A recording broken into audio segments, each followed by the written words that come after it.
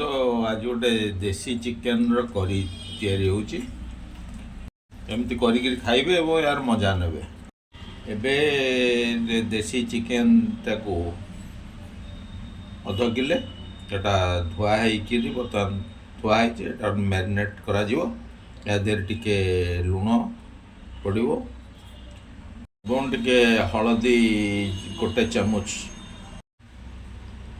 या पर किसी सोरिष तेल बुलाଯିବ ता ऊपर। ଏବେ या ଉପରେ ଟିକେ ଲେମ୍ବୁ ରସ ଆମେ ଦେବା, ଦେଇକିରି ତା ଭଲ ଭାବରେ ଗୋଳେଇ ଦେଇ ରଖିବା। ବର୍ତ୍ତମାନ ୟାକୁ ମ୍ୟାରିନେଟ୍ କରାଯାଉଛି।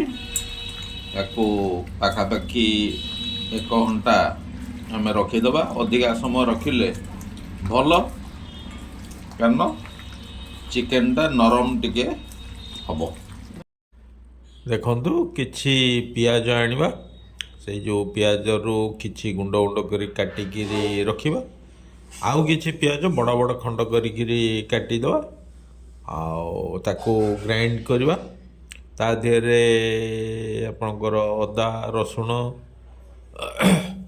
ଆଉ ଟମାଟୋ ୟାକୁ ପକେଇକିରି ଗ୍ରାଇଣ୍ଡ କରିକି ରଖିବା। କଡ଼େଇରେ କିଛି ତେଲ ପକାଇବା।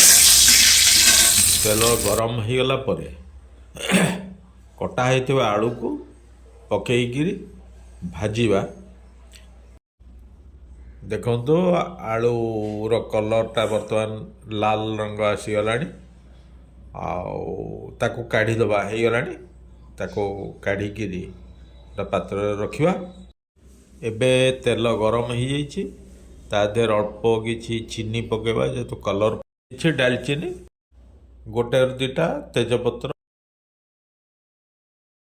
କିଛି କଞ୍ଚା ଲଙ୍କା।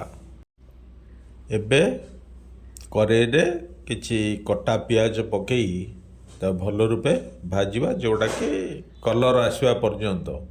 ପିଆଜର କଲର୍ଟା ବ୍ରାଉନ୍ କଲର୍ ଆସ। ଏବେ ପିଆଜଟା ଭାଜି ହେଇଗଲାଣି। ୟା ଦେହରେ ଯେଉଁ ଗ୍ରାଇଣ୍ଡ ହେଇଥିବା ଯେଉଁ ପିଆଜ,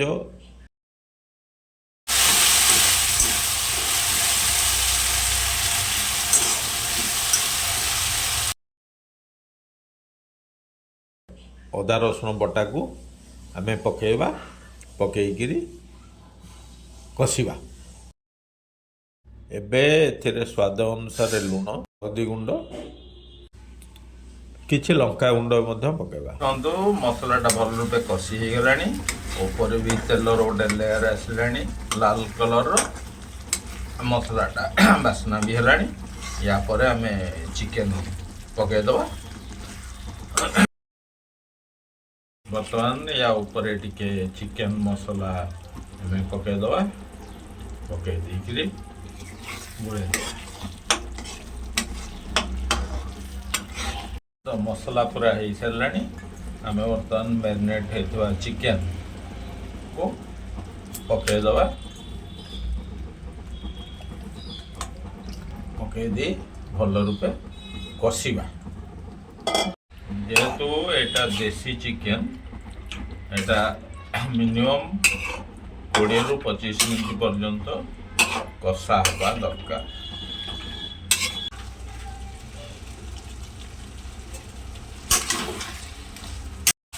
ଦେଖନ୍ତୁ ଏବେ ଚିକେନଟା କଷି ହେଇଗଲାଣି, ଆଉ ତାର କଲର୍ ମଧ୍ୟ ବାହାରିଗଲାଣି ଏବଂ ରଖାଯାଇଥିବା ଗରମ ପାଣି ବର୍ତ୍ତମାନ ଦେଇଦେବା।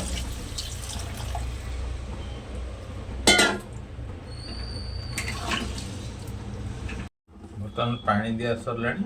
ୟା ଉପରେ ଆମେ ଟିକେ ଗରମ ମସଲା ଛିଞ୍ଚିଦେବା, ଆଉ ଟିକେ ଉପରେ ଛିଞ୍ଚିଦେବା। ବର୍ତ୍ତମାନ ପ୍ରସ୍ତୁତ ହେଇଗଲା ଦେଶୀ ଚିକେନ।